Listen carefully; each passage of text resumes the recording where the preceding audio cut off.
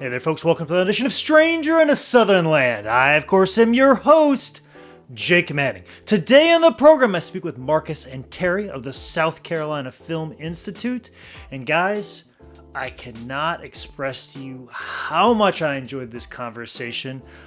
These guys, Terry and Marcus, I feel very fortunate that I sat down and talked to them for an hour. Like, they are very hardworking individuals, very positive-minded individuals, and have just like this take no nonsense, take no prisoners attitude to just break through and just hard work and working hard. And just, I highly recommend, if you've ever been interested in doing anything film-wise, video-wise, or you've ever want to do a documentary or film something or just be involved with something positive, find these guys out. They're based out of Columbia, South Carolina. Look up the South Carolina Film Institute and just... all I can do is point you in the direction of these guys because they know what's up. Because I got to let you know, when I sat down and talked to these guys, I kind of had like a negative mindset in my head and kind of gloomy and have been the last couple of weeks, which is kind of where I don't like to live most of the days. But boy, these guys snapped me out of it right away. So I can't thank Marcus and Terry enough for sitting down and talking to me. They're just really super positive guys, and I just love the things we talked about. A lot of phrases like God energy and fake celebrity and just all kinds of different things that I never looked at, and I just walked in this conversation with, not a whole heck of a lot of expectation other than just the conversation. I didn't think it would inspire me to want to do better. In the middle of this podcast, I was like, I want to do more podcasts. I want to interview more people. I want to do better just being around these guys. So like I said, if you're in the Columbia, South Carolina area and you're interested in video or film, find these guys out. And after listening to this podcast, maybe you just want to go find these out and look up these guys' projects because they've got a lot of interesting things. They've got like almost over 100 projects they're going to be producing this year. And also, too, their film house was almost like washed off the face of the earth because of a flood that I actually remember quite well. I had a wrestling show get canceled that weekend, but they almost had their whole business canceled because of it. But they've persevered and pushed through. So, wonderful conversation. Can't wait to jump into it. Before we get there, gotta let you guys know more about Shining Wizards Podcast Network. There are other people that are doing wonderful and fantastic things, and they're associated with me in the sense that I am airing on their network. For more information about them and all the other podcasts that are on their network, make sure you log on to shiningwizardsnetwork.com.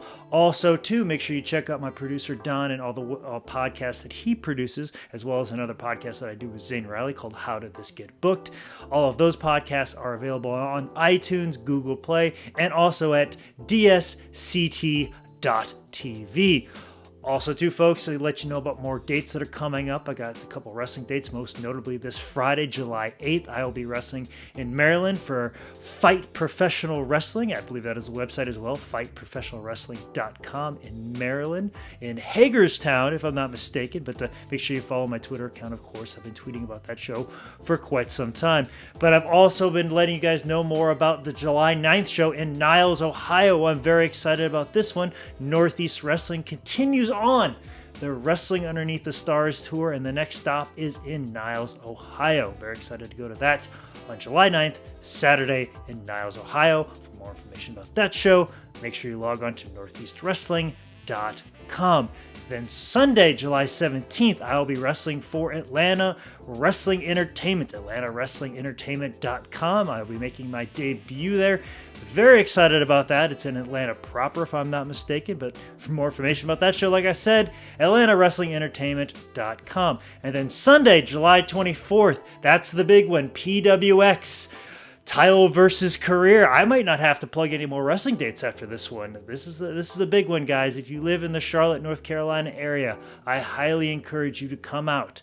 Title as John Skyler's PWX title against my career. And that means no wrestling at birthday parties, backyard shows, big events, baseball stadiums. I'm going to miss out of all of that if I lose this match. So make sure you come out for PWX at Escapade in Charlotte, North Carolina, Sunday, July 24th. As always, things change, things come up, more information comes to light, especially when I'm wrestling, what I'm doing, and all kinds of things. But the best way for you to know about those changes is to follow me on social media. And that's very easy to do because I am very active on Twitter at ManScoutManning and on Instagram at ManScoutManning. For more information about this podcast, or if you want to become a sponsor of this podcast, make sure you email me at Jake at sslshow.com. Or if you're going to book me for an upcoming wrestling event, make sure you email me at manscoutmanning@yahoo.com. Anyways, without further ado, I am so excited. I've run out of adjectives to talk about this podcast and this conversation that I have. So let's just jump right into it with this wonderful, fantastic, amazing conversation, uplifting, positive, all kinds of good stuff with this podcast where I sit down and talk with Marcus and Terry from the South Carolina Film Institute here on Stranger in a Southern Land.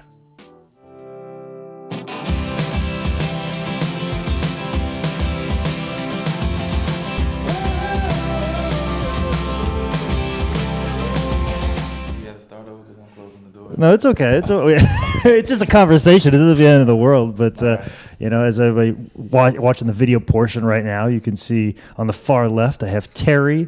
And in the middle right here of all of us is Marcus. And I am sitting here in the middle room of the South Carolina Film Institute. Gentlemen, thank you very much for taking time out of your very busy day. Just in the time that I've set up everything, I'm sure you guys have done like 8 different things. Let me clarify something too. This is the South Carolina Film Institute Film House. It's a film house. Yeah, we are in the process of getting another office because one of our offices got destroyed by the storm. So this is actually the satellite office. It's like the film house where artists come and hang out. We still work here too, but I just want to clarify that so y'all won't think this is our like professional office. No. Of course, I don't want to be. It's still a nice place for sure. I just hope I came during a time when you guys had to render something or capture something, so you're not losing any time talking to me. That's for sure, because that's how I like to manage it as well. But like we're at the film house. Like let's talk about what this is and like. I just reading about it, I'm fascinated by it. So just give me a rundown of what the South Carolina Film Institute stands for and is about. Basically, the South Carolina Film Institute is a member benefit organization. What that basically means is we're a nonprofit that pretty much solicits memberships, and we want to get people in our community, people from all over the South, all over the United States, and literally all over the world. We want to give them an opportunity to become involved in the film industry. A lot of times people have to go to the ends of the coast to try to find work in the film industry, and we just try to create a hub here that will allow you to stay in South Carolina, in the South, and still exercise your craft. So that's pretty much the base of it. Well, absolutely. And I think me and Terry were talking before how easy things and things are so cheap, and you can get equipment and do pretty much whatever you want these days. Am I right? You feel that same definitely. thing? I actually had a conversation with the film commissioner yesterday, and we were in a meeting and people were discussing, the lack of film incentive in this state. But what I had to remind all of them was, in other states, you have to go through the mayor's film office, the governor's film office, and all of these other entities and pay them off before you can film. But in this state, it's not really necessary to do that. So it's good to, be able to film in this state almost carefree. So I don't think people really see the advantage. It's outlaw. It's lawless. Right, lawless. You're just running and gunning. Yeah. They say the Wild Wild West, but to be honest with you, we the Wild Wild South. That's what me and him refer to it as.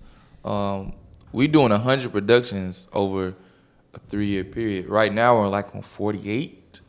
By the end of this year we should be at like 60 because we already know that the way we doing stuff now, eventually somebody's gonna say, wait, they done did too much, but it's gonna be too late because we already gonna have 100 productions under our belt. Kind of like what Tyler Perry did before the Atlanta boom. He did all of that stuff, and now Atlanta's just. But people don't want to really sit back and give Tyler Perry the credit of he is the reason, whether people want to give him credit or not, for Atlanta being what it is now as far as film making goes. Oh, yeah, everything's filmed down there. It's ridiculous, and you guys are, when you say like multiple projects, what type of projects are you guys filming? Like big, small, or what are the topics that you're filming? I mean, well, we're doing something right now. We just started casting for it. It's called Around South Carolina in 80 Days. Really excited about it, where we just casting good-looking guy with a good-looking woman, and whatever happens, happens. We're going to be traveling around the state, experiencing barbecue chicken food in these small towns. Whatever the best food is in these towns, we're going to be experiencing it. We're going to be experiencing mountains. whatever South Carolina has to offer, we're about to come. Matter of fact, we even heard there was a nudist colony down here. We're going to that. Like, because, you know, everybody want to go to where they're not from. And, you know, I'm a perfect, I guess, example of this, where sometimes you feel underappreciated in your town. So we was like, well, if y'all want to underappreciate us, we're going to go around the state and show people outside of the state how great South Carolina is. And we really honestly think this project is going to be one of the projects that's going to take South Carolina film-wise to another level. Not saying that we putting in all this money. It's just because we about to have the whole state involved in this. So we're going to have Airbnb people involved. People going to be probably letting us stay there for free. Restaurants probably going to be giving us free food. Clubs probably going to let us in for free. Like, we're going to get the whole state involved in this, and we're really excited. That sounds like it. But you just said something you felt underappreciated. Is that kind of like what do you mean? What do you mean by that? I mean, maybe, you know, he probably can go in a little bit, but I get started off like, I just feel like the stuff that we're doing is not being valued specifically by people outside of the industry that we're in, because, you know, they don't look at what we do down here as a valid career. And, you know, even when you fill out certain paperwork, what we do is not even an option. You know what I mean? Certain coverages, like I try to get out. As I say, like I try to get an exit plan of like getting a regular job. I was like, how do I even list what I do? Exactly. You know what I'm saying? Like what skills? Because I've been working in video now for probably the last 12, 13 years, and of course working in an office and in merchandise and all kinds of stuff. I was like, I don't even know how you can put into a resume what I do. It's one of those things when you work in film, because it's a situation. If you want to film something, you're working with people, you're coordinating with people, you're producing a product, you're doing it in a timely fashion. You're doing everything that an employer would ever want. You're doing anything that anybody would ever want. But then you can't really, you just put down videographer and they don't realize everything that entails, like a producer director. That's such a broad term that people don't really understand that the fine details of that is the exact type of person you need.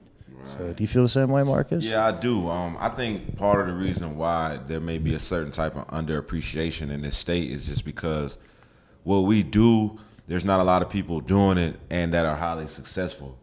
So if I tell somebody, hey, I work at a restaurant, they have a lot of examples of people who make a living working at restaurants. So, oh, okay.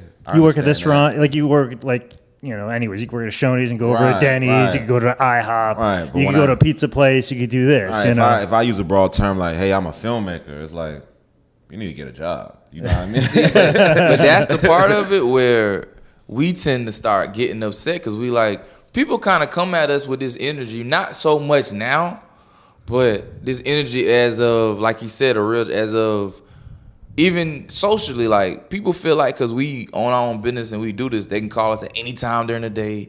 They can just show up whenever they want to show up. Like, y'all ain't doing nothing. But try to call them at their job. They won't even pick up the phone. But if they call you at your job, you don't pick up the phone, which we own our own business, you don't pick up the phone. Now it's an argument later on. Like, well, why you ain't pick up? What do you mean? Because I'm running a business. But then if you try to call them at work, they be like, oh, I can't talk. I'm at work. I don't know. Maybe this is just what I go through, but.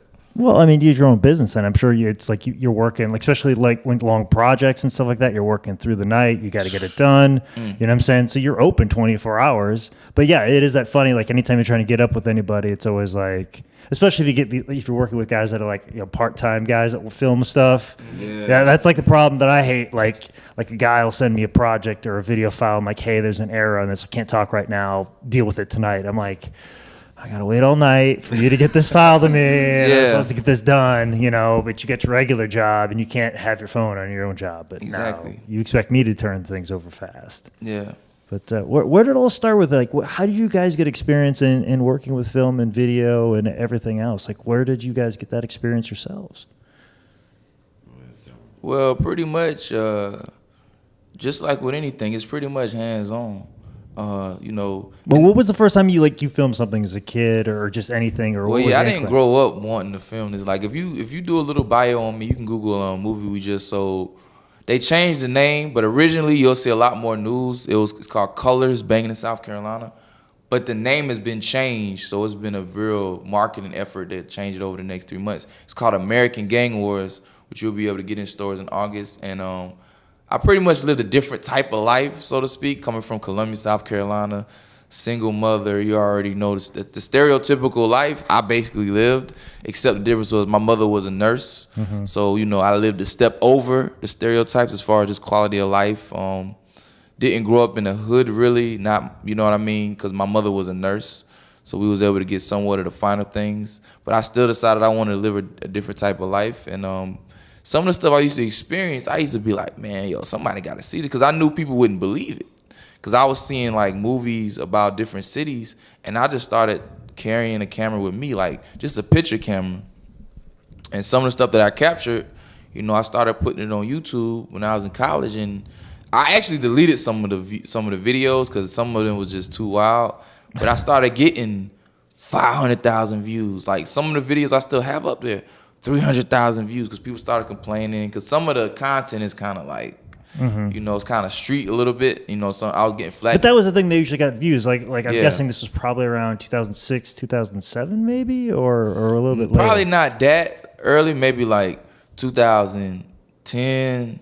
Okay, yeah, because it seems like now everything's so oversaturated that like anything in between like 2006 even 2010, you get a lot of views on a video now. Like, I mean, my phone right now, we could record something and then put it up there as I'm recording it. You know what I'm saying? There's so much saturation out there. And there was more money back then because I remember it was a time when I first got in this game, I was getting nice size checks from YouTube, nice size checks. $500 to $1,000 checks. Did that revenue share? Yeah, and I mean, you'll get them as long as you get the views. You'll get them pretty frequently. Oh yeah. So I mean, I was getting okay. I mean, you know, especially coming from that was a new platform for everybody. So it was like I'm getting money off of this, but then it became a situation where YouTube kind of learned the game, kind of like Netflix, because a lot of people don't remember it was a time when you can just submit your movie to Netflix. It used to be a link actually, and I remember it was called netflix.com/submit a film. And you can literally just submit your film and get it on Netflix. But it was so early in the game that they was pretty much letting anybody in. That's why if you on Netflix, you'll see some of the people that's on their movies is terrible. Oh yeah, there's some documentaries on there that are horrendous.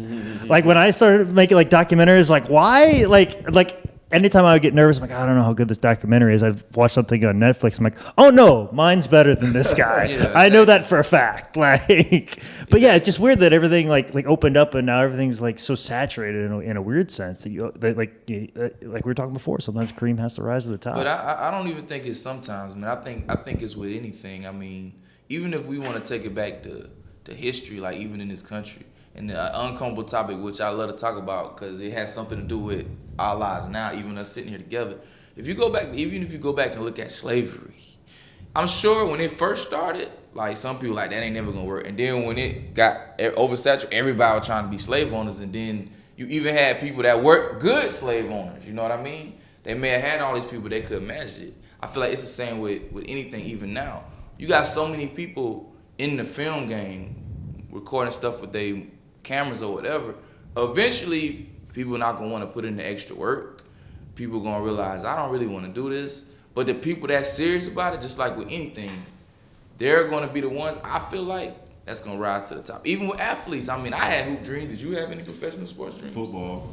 You know what I mean? And then what happened with that? Injuries. And didn't want to put in the work. Summertime practices and all of that.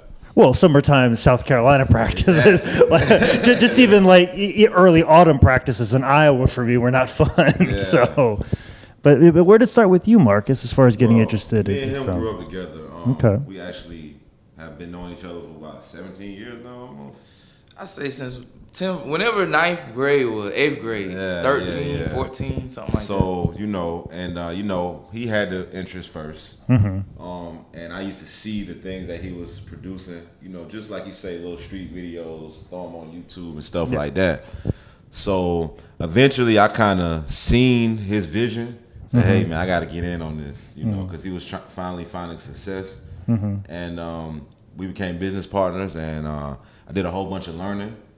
Just learn trial and error, you know, just getting my hands on cameras, watching other people work, stuff like that. And, you know, now we're just in the place we are now where we don't claim to know it all. We're always looking to learn every day.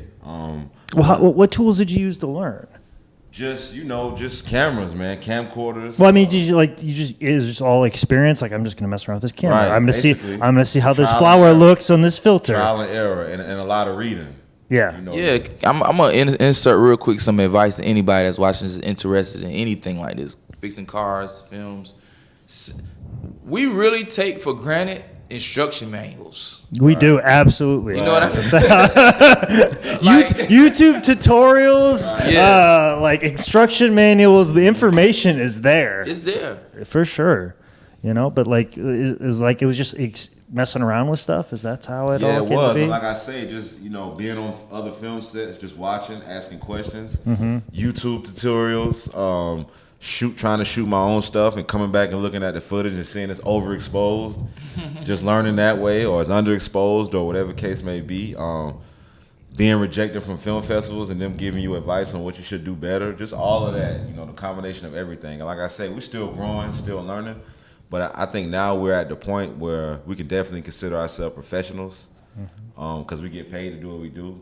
We don't work part-time jobs. Yeah, We're still severely underpaid because we're in South Carolina. Well, yeah, because everybody's trying to, knock But it down. I will say this too, in defense of South Carolina, you can be underpaid in South Carolina because that's how literally the economy's set up, and you can still live in a nice home for what would you say, $700 a month. Yeah.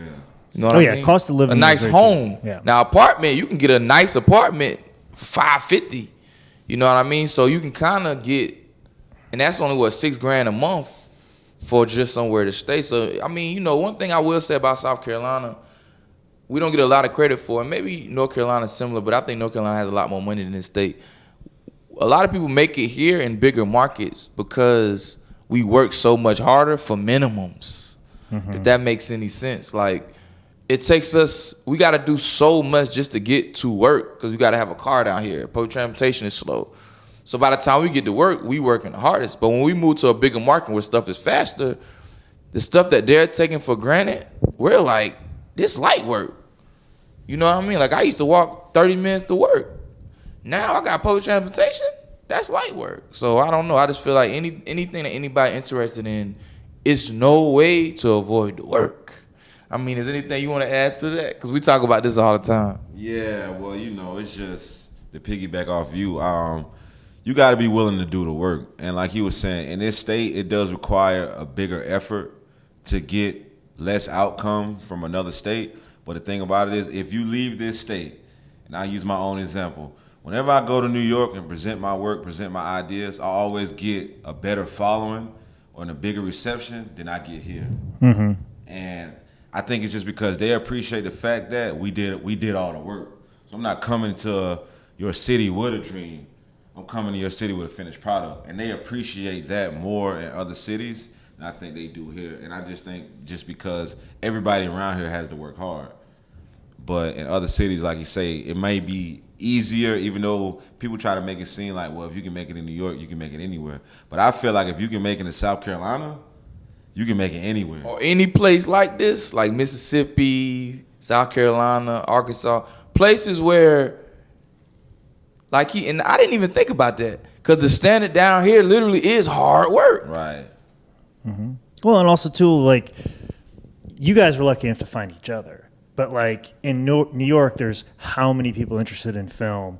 Here you've got to go hunt those people down, find them. Hopefully they walk through the door of the film house someday, right. And bring people in. I think that's a big difference too, is finding the population base of people that are interested in the thing that you're interested in. You know what I'm saying? Like I said, you guys got to hunt people down. You got to do this. You got to make this happen where everything's kind of already set up for those people in those big places. Right. You know what I'm saying? Like if you go to LA, everybody's got a screenplay. Yeah. Like, how many people in this 100-mile radius have a screenplay? Screenplay, right. You know what I'm saying? But even in LA, it's levels to it. Because I done been to LA before to do some film work. It's still levels to it because you got a lot of people in LA spoiled off LA. Because when you go to LA, in your mind, you like, well, if they in LA, they must be doing something. Mm-hmm. Nah, that's what I learned in New York. Because when I went to New York, people was treating me like I was doing something big. And I literally was just putting videos on YouTube. They had a lot of views, but to me, I knew deep down in my mind that I really ain't do the real work. Mm-hmm. You know what I mean? Like, I knew that. So I knew eventually that that'll come back to bite me. And I think that's what happens with like we just had a topic because we got a podcast we do too on Facebook called On the Grind, and we was just talking about a topic last week. And you can follow me at facebook.com, Terry Davis Director, by the way. We were just talking about fake success. How in this generation, it's so much fake success that people don't value the people that's really working hard. What do you mean by fake success? Fake success. I'm gonna give you an example. There you go. Oh, well, give me an example, Marcus. Okay, I'm sure you know some women. You got some type of woman in your life, or you just be on social media, and you might see a girl post, her dress provocatively, or might make an outlandish statement on Facebook, and it might get 200 likes. 200. But this interview that we earn from the work that we do to gain recognition. Yeah. When I post on Facebook, I just got interviewed, 4 likes.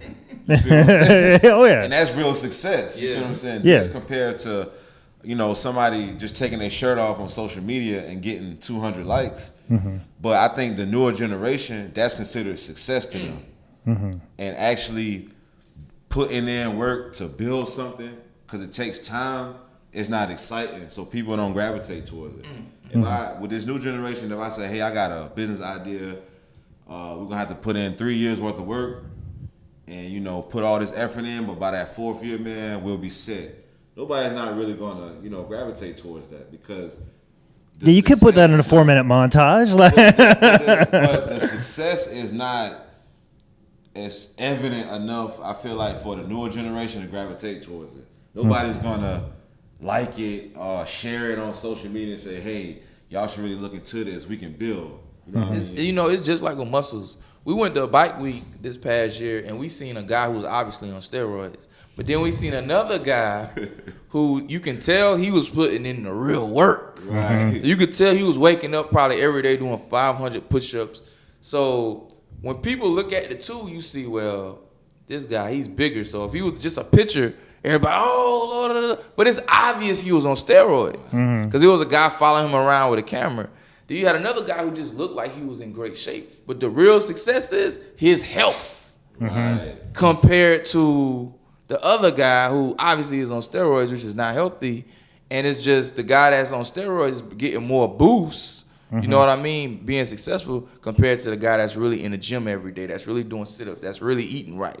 It really is kind of a shortcut. And, we just one of the people that call out fake success because we deal with it also in our industry because you got a lot of people that, they may be taking pictures with a whole bunch of beautiful women or they may be taking pictures with a whole bunch of famous people.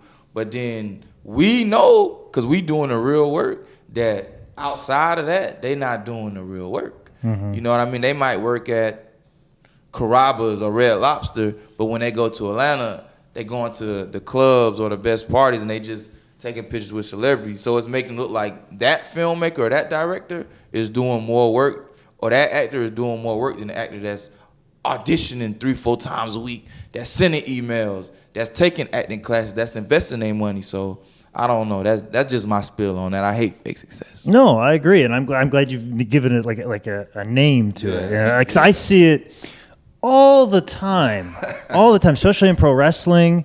Like a guy I'll take a picture with, like a guy who's more famous, like a Ricky Steamboat, and then that picture will get liked, but you didn't do nothing to really other than ask him to do that. Right. But I actually know Ricky quite a bit, you know what I'm saying? Like me and Terry were talking on the floor, I trained with his son and spent all these hours and he gave me all kinds of advice and I have a personal relationship with him. But I even felt uncomfortable bringing him on the podcast to talk. I'm like, I don't want to really know him. Well, I knew him, but I didn't want to be like, I don't want to look like I'm trying to bring a famous person on here to get fake success. You know what I'm saying? So I want this to be genuine, but I want him to genuinely come on and actually enjoy the conversation, which we did, and that was fine. But it's the situations of even when I do this, it's like, man, nobody's really paying attention to this. You know what I'm saying? Because I'm not getting, there's a friend of mine that does a podcast very similar to this, and one of his 6th guests was Jerry Springer. Ooh. He got all kinds of attention and he got out there. Not to say that his success wasn't earned and it's fake success. He worked very hard to get that interview, but all of a sudden everybody seemed to follow and gravitate towards that right away. Right. Where I haven't had that person yet, so nobody seems to have gravitated completely to it in the way that they've gravitated towards him. So it's a situation like that that's like, gosh, you're supposed to look like you're successful, and that's the thing I hate the most is you have to look like a success for somebody to perceive you as a success. You know what I'm saying? Like that's something I run into a lot of them. Like, gosh, I gotta post that I'm here doing this comedy show or this open mic, and I know it's bullshit that I have to say this and do this, but if I don't say that, it seems like, you know, socially they don't see me as a success. Do you feel like when we're talking about fake success and stuff like that, do you almost seem like you have to present a facade of fake success for people to even think that you're successful? Because you could sit there and do the hard work for 3 years and it goes completely unnoticed, and you may know more and you may get that success, but it almost seems like you have to put up a facade a little bit of that fake success. Do you feel that? It's the same with women. I swear it is. In my life it is. Like the dude that's not really successful is still getting a woman. Yeah. But the dude that's really successful got to do way more work to get the woman. But me personally, I prefer not to have that facade. It's more satisfying. Right, because the reason why it's more satisfying is because if I portray this image of fake success, I'm just going to attract fake people. Woo! You know what I mean? Yeah. So eventually, all my associations, when I do finally have the real success after that, like we say, that 3-year mark, and it's legitimate success now, I might be legitimate at this point, but all the people around me have just been gravitating towards fake success, basically. So I'd rather arrive at the top with minimal people. For one, it's going to help me save money. Two, I always know say that the people around me legitimately wanted to be around me for me. And your fan base was loyal from the beginning. Right, You know what I'm saying? It's not somebody that just showed up for the flash in the pan. They're there for And the I long want to throw this in too. Oh, please. We talked about this a couple of times over the past couple of years, and I've been taught, and I'm sure we all have heard this: fake it till you make it. Me and him don't believe in that because we tried that. Yeah, I like everybody always says that, and when I like describe a situation, like, oh, I got to take a picture, like here I'm at this wrestling show, and I was like, I don't want to, I just want to go out there and do it. It's like the Rolling Stones have to do this shit, you know what I'm saying? Like they just like put on the badass fucking show for how many years, you know? And they just make great songs. I mean, that right there is always gonna get what you're supposed to, what it's supposed to get. But that's why I feel like people say fake it till you make it, fake confidence. I honestly feel like confidence is earned on every level, even if it's for a job. You'll be a lot more confident getting a job if you done had a job before in your life. If that makes any sense. Same with everything. If you done pulled a beautiful woman before, you're gonna be a lot more confident to pull a beautiful woman. If you done made $100,000 before, you're gonna feel a lot more confident. Like the jobs you go to is gonna be at least $100,000 paying. Even if you don't get that, you're gonna feel more confident. But I think, especially in this generation, even though it's been taught before this generation, so many people are taught to fake it till you make. Because I see it in the black community a lot with rappers. You're living with your baby mama under Section 8, but yet when I see you in the streets, you have a car you can't afford, you're making payments you can't afford, you have a chain you can't afford, you have all this jewelry you can't afford, clothes you can't afford to pursue this, to show this image. Yeah. But you can be using that same money to invest in your craft. You know what I mean? And I mean anything, because we talk about anything you want to throw in on this? I mean, with that, you know, it's just that, you know, we have been pretty much taught to devalue ourselves as a race. So now you have a generation of us that are trying to prove our value by getting cars and rims and doing all of this. So it really just starts with, you know, a knowledge of self. Once you learn who you are, who your ancestors were, how everything started, then you can find value in yourself just based on who you are. And then it kind of eliminates the need to try to run out here and say, hey, I did this and I got this, because you already know your inner worth. But if you don't know that, then you feel like, well, I got to go do this so people, you know, take me seriously. I got to go spend this amount of money. And I know y'all didn't tune into the show to hear stuff like this, topics like this. No, this is This is the whole reason I've started. This is the conversation I want to have. Like normally I have to loosen people up just to get to this point, but you guys hit the ground running. So that's why I said you're already ahead of the curve. Like it's coming. So the richest man in the history of the world was a black man, and you can Google this. And a lot of people don't think it's true, but this was in Forbes. So I know if you believe Forbes, you'll believe that his name was, what was it, Mansa Musa? Yeah, Mansa Musa. Mansa Musa, the richest man in the history of the world. I think during his reign, he donated over $100 million worth of gold, because back then gold was money. which was real money. Because a lot of the stuff they call now is called fiat, which is pretty much a certain type of cash. Because, cash money that we value is really trees. Right? You know what I'm saying? Like, it's really trees. That's why a lot of countries are no longer backing their economies with the dollar. They're backing it with natural resources, whether it be gold, whether it be oil, whether it be, now it's water, actually. Because right now, water is becoming one of those things that everybody's buying up. They said the next thing after water is air. That's why I don't even want to live forever. I got to start paying for my air now. I mean, we already paying for healthcare. We pay for water now, which is actually ridiculous. Electricity comes from lightning. Do y'all know that? Yeah. Electricity comes from lightning, and we're paying for that. Outrageous prices for that. Yeah, there's that whole thing about Tesla. He was gonna make it unlimited, and everybody just get free power. And I can't remember if it was J.P. Morgan. It might have been J.P. Morgan. They said, listen, I can't put a meter on this and charge people if you do things this way. Right. You know what I'm saying? He's like, put a stop to that. No. We got to put a limiter on everything. That's why there's certain boxes to put a limiter so they can keep a counter on how much power and electricity you use. Well, we live in a capitalistic society. Of course. He always says. And, America itself is a business. Mm-hmm. So, whenever you're trying to figure out this country, you got to look at it from a business point of view. Yeah. That's one of the main reasons why they teach American history from only a certain date, They would never really try to teach us history from as far back as documented. Like the Moors. Right. Google the Moors. They teach us American history from slavery. He was a slave. That's it. Yeah, and even too, I heard that Rockefeller, John D. Rockefeller, got into the educational system, and one of the what was taught in schools to be done a certain way, so only certain type of history was explained. Yeah, and this is the same guy that pushed for prohibition. The reason why he wanted to push for prohibition, because really our cars can run on alcohol. Right. And the reason why we have gas is because he's putting oil in there. And the reason why they put oil in gas was to prevent people from drinking the alcohol that goes in there. And that's why he pushed for prohibition. That fell apart. But then he's like, no, let's use my oil to put in the gas so you can put in the cars, because he had all the oil, mounds of oil's reserves and oil pumps and stuff like that. That's why when electricity came around, he got so pissed off, because nobody had oil in their lamps. So he had all this surplus of oil. So now we're going to put in the gas that puts in our cars. So that's how he became rich. But he was the one that kind of warped everything of the educational system, because he wanted people to just know certain things and leave out pieces of information like that. And I think that's all powers to be. I think they all move in that same fashion, because knowledge is power. Mm-hmm. So in order to keep their power, you only going to get a certain amount of knowledge. It only makes sense. Any president is not going to walk in this room and tell you everything he know about the country. Yeah. Because he's going to lose his power. You know what I mean? Mm-hmm. If I find out the truth about what happened in Benghazi, or just the truth about a lot of American events, the truth about 9/11, he's going to lose his power and respect. You see what I'm saying? So in order for them to stay powerful, they had to spoon feed us the information. That's why this is why knowledge is power. That's why it's so important to do your own research. Yeah, and that's what's amazing about someone like an Elon Musk. That's here's all my patents. Here's how I do things. Here's how I build an electric car. Right. Everybody, please, I'm not going to patent this. I'm not going to corner this market. I want other people to do this so we have a better world. Right. And it's like you said, knowledge is power. Right. And the question is with you guys, and bringing us all back around to a nice big circle, is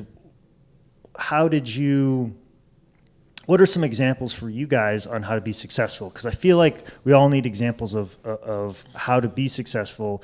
Who's somebody that you think of okay, the way we're doing things is very similar to this person. If I keep on this path, because we can have all these sidetracks. We could look at it we just talk about how a system is oppressing us or manipulating us in certain ways, or not giving us information we need to be successful. But who is somebody that you look towards no, this guy figured it out and let's follow this path? Well, definitely as far as our industry goes, definitely Tyler Perry. Mm-hmm. You got people like Robert Townsend, Spike Lee. Well, what about those stories connects with you? Because a small little example to kind of tell you off this is my uncle was a world record holder in the shot put. Mm-hmm. So obviously I wanted to be a shot putter and athletics and all that stuff. But I think the ultimate thing that I learned from that was here's somebody from the genetic pool, somebody that grew up in the same exact hometown as me. Exactly. So therefore it's plausible for me to be successful or be the best at something in the world. Like, what were the things about, Robert Townsend or Tyler Perry that were like you connected with? Just, the fact that, first of all, they look like us. That's a main part, though. Even though people act like it don't, but that's the main part. And, they were able to come from, I guess, similar type communities that may not be, that have the most resources available to them. But they know what dream they had. They know what goals they wanted to fulfill. And they just kind of they only put their energy into what gets them towards their goals. So they're very goal-driven people. And I know me personally from myself, just to go back to the beginning of the conversation, a lot of my inspiration did come from my business partner. Because like he explained earlier, his past is one to where even us growing up together, I would have never guessed, he was going to be working with Spike Lee. You know what I mean? Saying you see the documentary, you know what type of life he lived. It was gangs. You see what I'm saying? So for us, it was, if we can graduate high school and make it into college, that's the ultimate success. We made it. Because you didn't end up in prison like all the other people around us or dead. You know what I mean? Just by that simple accomplishment that a lot of people take for granted. It's like, I've gotten to this point, I've already done better than most people. Right. So when I seen his initial success with filming, and just being in that same environment to where it ain't nothing to do around here but get in trouble. So I see him coming from where he came from, turning to something positive, gaining success. It only made sense for me to try to get involved with that. Because you're that closely to each other. Like he's down I know him. Right. So it's possible, because if he's doing good things, then I can do good things. See, that's why, and we always just, show love to each other. But see, and I give an example that I know is universal. Because if anybody know me, I talk about one thing most of the time, and that's women. That's my one vice. If I see him with a beautiful girlfriend, which he has, that let me know I can get a beautiful girlfriend. People try to act like it don't mean nothing about race in America, but America invented racism. You know what I mean? Other oppressions was based on other stuff, but America invented racism. Like black and white really didn't exist as far as separating people until America existed. So it's so important for people when we go to these schools and do these commercials for these elementary schools on every level, even for a black kid seeing a black man that owns his own business. That's one thing. Because I didn't know no black entrepreneur my whole life until I moved to New York. Not that I knew, which was Spike Lee, and I met a doctor too, but that I knew personally. You might have seen him on TV. You might have seen him in a rap video. And that's something that's so far away that you don't even know if it's obtainable. I mean, you'll show them love. But people don't understand, like, we're entrepreneurs first. So automatically that motivates everybody in general, whatever race you is, to say, wow, those entrepreneurs, I can be that. Then it's levels to everything. And for me, initially, I wanted to be like Spike Lee because I seen him. I was like, wow, like I want to do stuff that is entertainment and I want to have a message, but I still want to be entertainment and I want to make lots of money. And that was my initial motivation. Then when I ended up working with him, it was just a blessing because he actually showed me, like in person. How'd you end up working with him? Let's tell that story. Well, I mean, he was signing autographs for a movie that he was crowdfunding or kickstarting at the time. It was called The Sweet Blood of Jesus.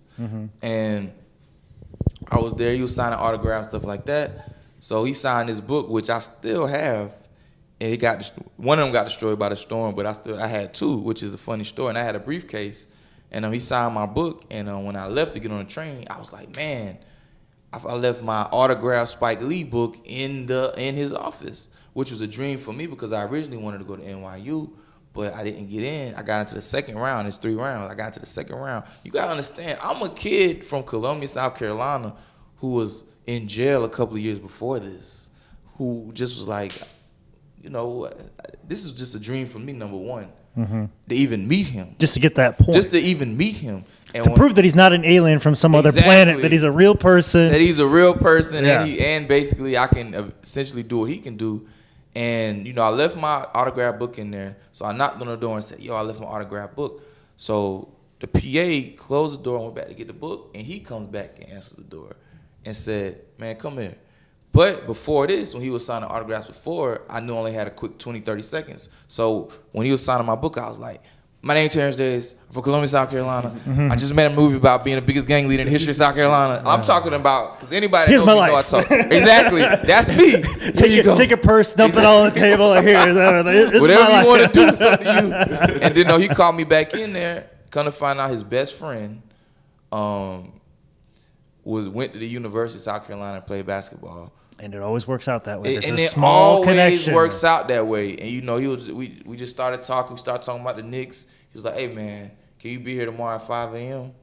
And that was the beginning of me working with him. But to move past that, when I got home, I realized that I did have the other autograph book. It was deep down in my briefcase, and I had 2 autograph books. So all that really, because I could have just got off the train and just went home. Yeah.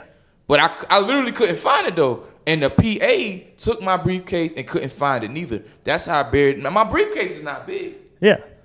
She looked, too, because she was like, oh, a lot of people be trying to do that, and they saying they left something. But she actually looked in my briefcase on God. Oh, I know it. I got a drawstring bag that's got a bottomless pit to it. Right? It's only like this big. It's only a foot long, but I've lost so many like stuff in there. And then you realize it's still in there. Yeah, and it's still in there. And then 2 weeks later, I pull it out. I'm like, I have like hard-boiled eggs in here that I've had in there for 2 But see, weeks. that's why, and I know this is going to sound crazy because I know contagious, that's my life. Yeah. That's why I believe in God energy. And when I say God energy, I believe, even though somebody said this story, they was looking at a lake and they started thinking about a frog, and automatically a frog just appeared in that lake. Now, you was there when she told this story. I don't know. I just believe in God energy, man. I just believe all that. But I want to say this, too. Tyler Perry is who I pretty much look at the most as far as a businessman goes, because he taught us something that we still do today. Even though I did want to go the Spike Lee route of making a movie, selling it to the white folks, and they making me rich. But then Tyler Perry was like, well, I'm going to do it myself. Mm-hmm. I'm going to keep all the money. And then they going to come mess with me anyway. That's why you here now. No, we real. Yeah, we did it ourselves. Yeah, for sure. And we just going to keep going farther, man. Absolutely. Yeah, man, you're right. You said it all. For sure. Well, you touched on it a little bit. I think we were talking off camera, and we might have even started with it. But you talk about like the storm, the damage, and I guess that it's to like your offices and stuff like that. Like, that's basically how I came to know you guys. I was just searching film. I'm like, I want to talk to some people that make film in this area, because it's all about the Southeast. That's pretty much the one. I can talk to anybody. But as long as you're in the Southeast doing something cool, something interesting, and I want to have a conversation with you. And I just searched film, and that's how I came about you. And somebody said, hey, nice to know that you guys got like a new place and all this stuff. And I want to like, tell me about that story of like, like the storm. And, it's kind of how I got, pointed in the direction of you guys. Well, I guess short story. You can do a long story. We got time. I'm gonna get on the points. I'm gonna let him. They tired of hearing me talk. Go ahead. All right. Well, we had 2 office buildings. Uh-huh. We had on Devine Street here in Columbia. It's actually right up the street. We had our main office, and we had a bigger film house about 5 blocks down on Devine Street. And we started. I guess we had humble beginnings. But we were building at a constant rate. We were building. And in October 2015, we had this historic flood. It just started raining and it never stopped. I don't know if you were in the area, but we ended up with about 3.5 feet of water. When was this again? October 2015. Okay, no, I was driving through this town when that was going on. I remember that because our wrestling show the next day got canceled. Yes, yeah. I remember that very vividly. Yeah. And I remember like streets like it caved in. Like it was bad. Yeah. So basically during the devastation, we pretty much lost our whole main office and everything in it.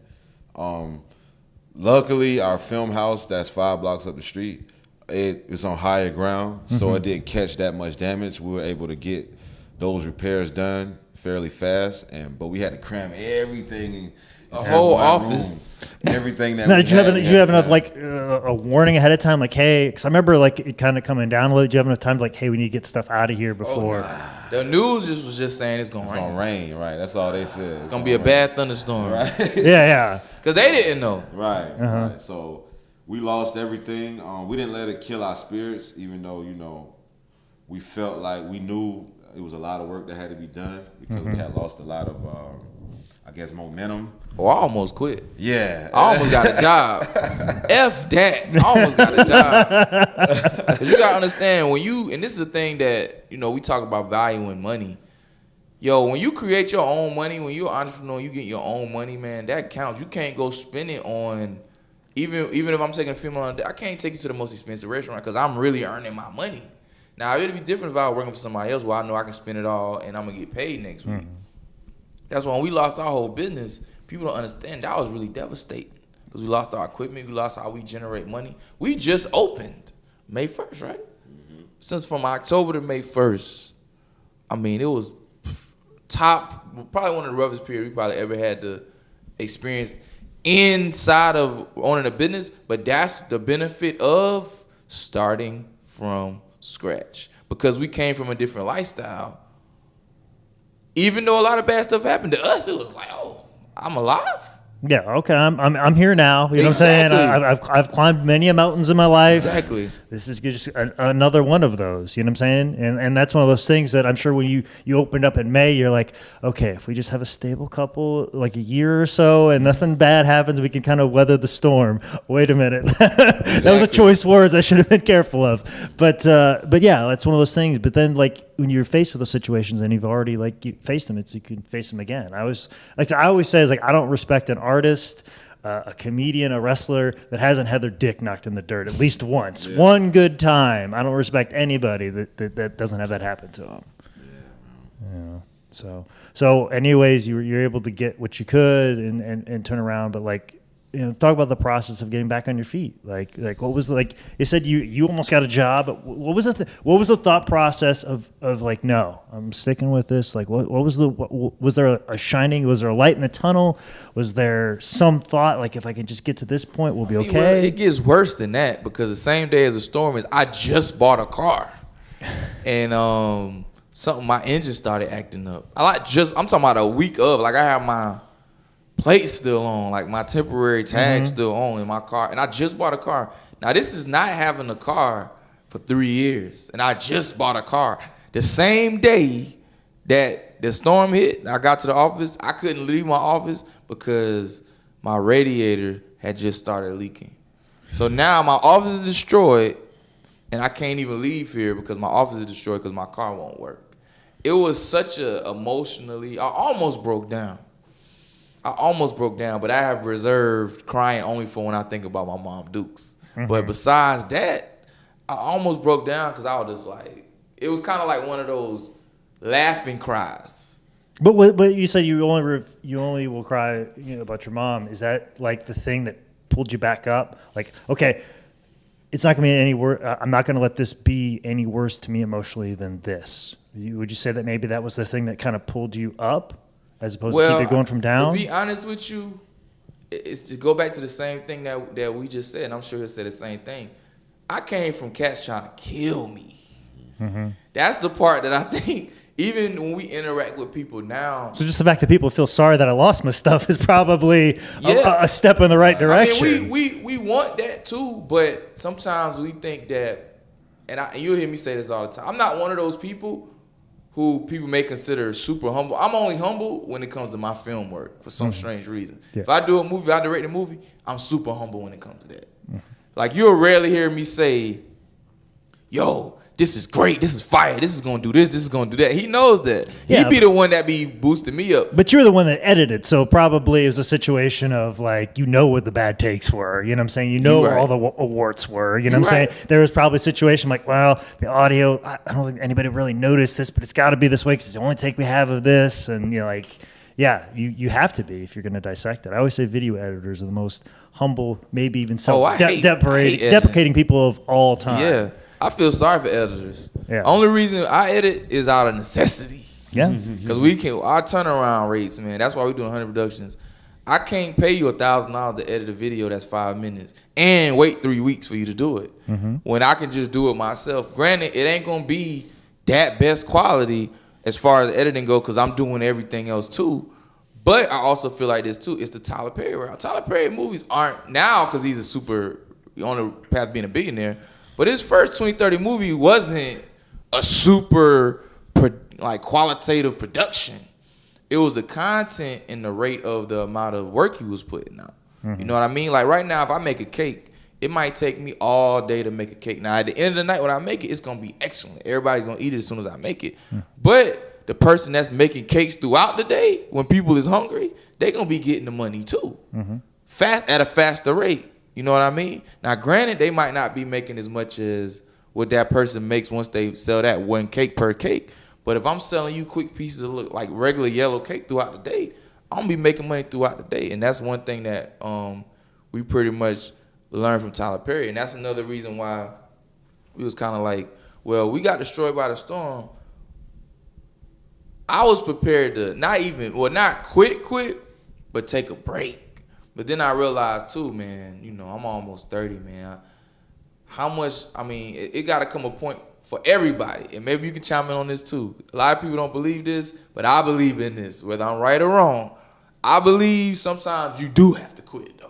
You feel me? Yeah, sometimes you do have to give up. And you don't want to procrastinate during your earlier years and then, you know, try to reach your goal. And then next thing you know, you're 35 and you got people around you like, well, we don't know if you're going to make it. Maybe you should just get a regular job. But the sooner you can start, that's why I always try to tell young people in their 20s, hey, whatever your dreams is, go for it now.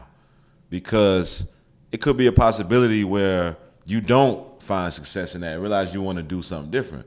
You don't want to have that realization when you're 40. You know what I mean? Figure that out before you're 30. Yeah. That way, okay, I thought I want to do this. I didn't. I'm still young. Now just let me do this. Take what I learned and move on to the next thing. But one thing that I don't think he's thinking about, one thing that did kind of give us a glimmer of hope after the storm, though, because I know I was working on it. The storm came in October, and before the end of that year, we had been contacted by a distributor to sign a deal for American Gang Wars. So that glimmer of hope, just knowing, okay, we can sell this documentary, find national distribution. All the work we've been putting in is finally catching up. So we can't stop, you know. Yeah. We seeing the benefits of all of our work, even with this downtime. During the downtime of the storm, we were still seeing the benefits of the work we had been doing, even though we couldn't work at the same pace from October to May. So with that, it's like, okay, we already had the ball rolling. We can't stop, man. We just gonna have to, you know, count our losses, count our wins, take what we learned, and just keep moving forward.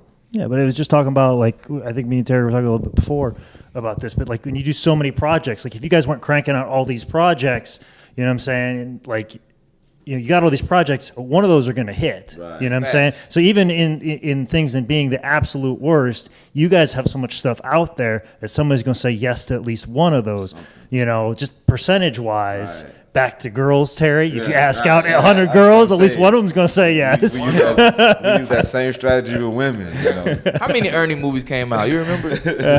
I don't know. You know what I'm talking about, right? Ernie Goes to Jail. Ernie Goes to Jail. Ernie Goes to the Park. You mean Ernest? Ernest. Yeah, Ernest buys new shoes. He came out with so many. Yeah. It's like, all right, F it. Yeah. Like if you in the store, it's like you see all this Ernest, all this Tyler Perry. You like, Tyler Perry goes in math class. Tyler Perry goes to the bathroom. Tyler Perry goes across the street. Then it's like, F it. Let me just see Tyler Perry goes across the street. Right. And it's them like saturated the market so much. It's kind of like you got to at this point. I mean, people don't. And I guess I'm one of those credit people. I love getting credit, and for me, I want the money. Obviously, but I want my legacy. I obviously want the money. Let me say that again in the camera. I want the money. But we had a conversation about this too, legacy. People don't realize it yet. And this is my business partner, so I'm going to say we are collectively the Tyler Perry of South Carolina. Now, whether we make that money, but in South Carolina, $1 million off of what we doing is damn near equivalent to $500 million that Tyler Perry made, because you got to look at where we came from, our lives, like what we had to go through. The rate we doing this stuff is just like, man, our population is 130,000, and to become self-made millionaires, which I already said I want to be a millionaire by the time I'm 33, and that's also my quit date, which we already passed that moment because I done pretty much accomplished what I wanted to by my age now. But I always said, if I'm not making money by the time I'm 33 doing this, I'm just going to pick another career. And I think that we don't get credit, which we Yeah, will. but see, I said 33 for professional wrestling. Yeah. I'm still doing it 34. You know what I'm saying? And actually, in the last 6 months, have actually gone pretty well for me. So There trust you me. go. Trust me. You say 33, but I guarantee once you get on the precipice of that, you're gonna. But be it into was goals. something else that happened to push you to keep doing it, to say, well, maybe I'm getting close. Because that's just like, go ahead, you was about to say something. That's just like anything. You might say, well, my dream car is a 2016 Corvette. That's your dream car. And when you get the opportunity to get it, you might not get the 2016. You may have to get the 2012, 2011. So it's still close. You know what I mean? To whatever your goal was. So I feel like as long as it's close, then I think that still means something too. And I think that, we have created the film blueprint for a lot of people in our industry, because one thing that we have done, which a lot of people have started doing now, is like, we went to a meeting last night. A lot of people goal before was, let's make a movie, let's raise $1 million. Let's raise $100,000. And it's like, yo, how you gonna raise that money? Well, how about this? How about you take the money in your saving account, that's $5,000, and just film until that runs out. And at least then you can say, well, I'm gonna film something for $5,000. So when you get the real money, which a lot of people don't even think about, when you get the real money, you get the $100,000, you get the $200,000, you know what to do with it. Instead of, okay, you convince somebody to give you $500,000. You mess up these people money, your career is over. Because this industry is very, very small. Because number one, I think only 4% of the population in the United States is millionaires anyway. That really has that real money to say, here's $200,000. That's now it still means the people now, but that's still a very small population when you think about just in this state is 4 million people. So I'll say 4%. I think our population like 300 million. 4% of that is about a million or so. It's not a lot of people. So once you're in them circles and you messing up these people money, your career is done. So we was like, well, we're gonna do it with the least amount of money, with the least amount of everything, build up. So when it's time for me to drive the Porsche, I know how to handle it. When it's time for me to get the $50,000 camera, I know how to use it. Why? Because I learned how to use the $500 camera. You know what I mean? So, I don't know. That's why I always bounce ideas off of him to see what we can do next. And is there anything you feel like you want to address specifically before we get out of here? Just for one, South Carolina Film Institute, we're going to try to remain a staple in the state. Hopefully there's no more historic flooding, or we don't fall victim to a hurricane or something that came too far our way. So we just want to be here for our state, for the South, to give people an option to practice filmmaking here instead of having to leave. That's our main thing. A lot of times the talent is driven out of the state just because I feel like they have to go there. Lack of resources. And that's not the case, especially now as it's a democracy now. Like I said, between YouTube and video, like every type of video streaming sites that are out there, like you can be whatever you want to be, and you can do it right here as long as you post it online. And you guys are definitely facilitating that. So I hate to cut you off in the middle of what you're doing. Like that's because I think that's what you guys do here is so fantastic, because you got people coming through here probably all the time that I want to be part of film. I don't know anything about it. I have no clue, but I want to be a part of it. I obviously don't have the means to move to New York or LA, but I want to do it. And just like what you said is learn how to work with the $500 camera, learn how to work with the $1,500 camera, so that when you get the big camera, you know what to do, or you kind of got an idea. I'm a firm believer of that. If you want to be able to do something, like I would love to host a game show one day, but I'm not going to go from where I'm at to hosting a game show without a little bit of practice. And that's kind of one of the things why I do the video and I cut my intros and look right into a camera and critique myself every time. It's like, okay, I need to do this when I camera. I need to learn how to do this when I read. I got to learn how to do this when I talk. So that way, if I get to that point, I've had that practice. And it seems like that's what you guys are doing right now with people in the community here. So you guys are doing something very fantastic here. And I'm very glad to have sat down and talked to you. And normally at this moment in time, this is where I ask the $1 million question, the last question of them all. But pretty much this whole topic has been about this. So this is probably going to be very quick because it's almost like I started there. And it's the topic of success. You know, when I say the word success, I think you guys got a pretty good idea of what it is for you.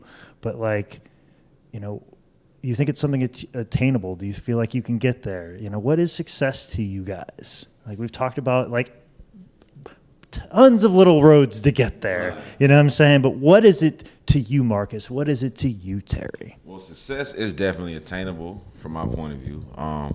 But I guess success is just whatever financial situation you need to be in to live the way you projected yourself living, whether that's I made 100,000 or I made 100 million. I think once you obtain all the things that you look forward to as you're putting in the hard work, so let's say you're in the gym and you do 100 push-ups and you're thinking, I just want to be able to, you know, make my chest jump. So if I do those 100 push-ups and I can do that, then that's success. Exactly. So whatever you feel like you should achieve based on the amount of work you put in, if you achieve that, I would count that as success. And for me, you know, it's just nice house for my kids, a couple of nice cars, a couple of nice women. And if I could put my children in a position to always be successful, financially and, you know, knowledge-wise, I would consider myself successful. What about you, Terry? Well, for me, it's kind of like that, because he got most of that already. Me, I just need a beautiful woman that I can trust. That plus my legacy, man. I really want to be, which we are doing now. I really want to have, whether it's me personally or just the work that we put out, I really want, when it's all said and done on my deathbed, South Carolina finally to be on that next level and for people to say, yo, that guy right there, I may not like this and this about him, but he gave it all. Like he told me in his eulogy to make sure everybody know that he tried his best. And success for me is pretty much trying your best, because sometimes success is knowing when to give up too. So, you know, that's pretty much my spiel. Check us out at scfilm.tv or greatfilms.tv. My name is Terry Davis, and that's me signing off. All right. Anything else to plug? I think you got it and nailed it, guys. I can't thank you enough to take your time out of your busy schedule to talk to me today. So this was fantastic. Thank you so much.